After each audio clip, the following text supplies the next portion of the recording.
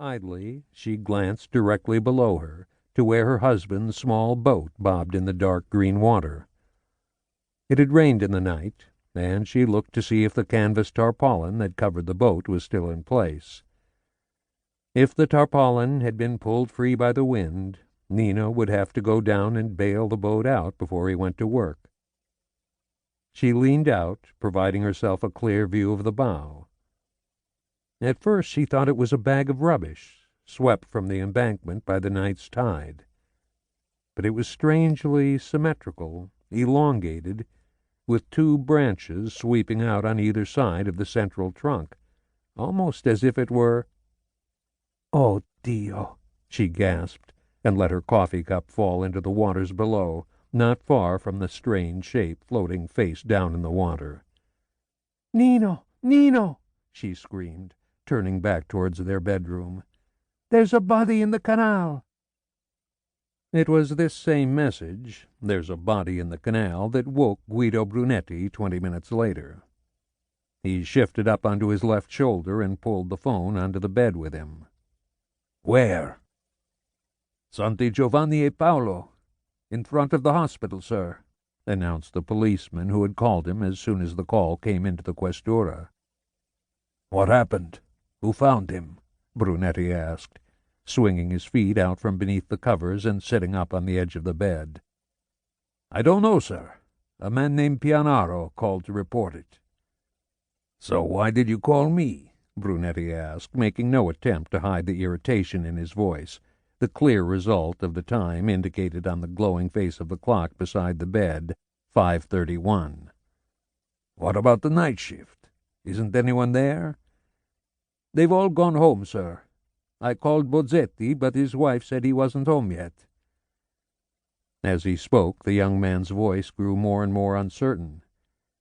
"So I called you, sir, because I know you're working day shift," which, Brunetti reminded himself, began in 2.5 hours. He said nothing. "Are you there, sir?" "Yes, I'm here, and it's 5:30. "I know, sir," the young man bleated, "but I couldn't find anyone else." All right. I'll go down there and have a look. Send me a launch, now." Remembering the hour, and the fact that the night shift had already gone off duty, he asked, "Is there anyone who can bring it?" "Yes, sir. Montesi just came in. Shall I send him?" "Yes, right now. And call the rest of the day shift. Tell them to meet me there." "Yes, sir," the young man responded, his relief audible at having someone take charge. "And call Dr. Rizzardi. Ask him to meet me there as quickly as he can." "Yes, sir. Anything else, sir?" "No, nothing. But send the launch, right now. And tell the others, if they get there before I do, to close things off. Don't let anyone get near the body." Even as they spoke, how much evidence was being destroyed, cigarettes dropped on the ground, shoes scuffed across the pavement. Without saying anything further, he hung up. Beside him in the bed, Paula moved and looked up at him with one eye, the other covered by a naked arm against the invasion of light. She made a noise that long experience told him was an inquisitive one. "A body in a canal. They're coming to get me. I'll call."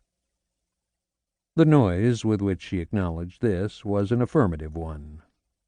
She rolled onto her stomach and was asleep immediately, certainly the only person in the entire city uninterested in the fact that a body had been found floating in one of the canals.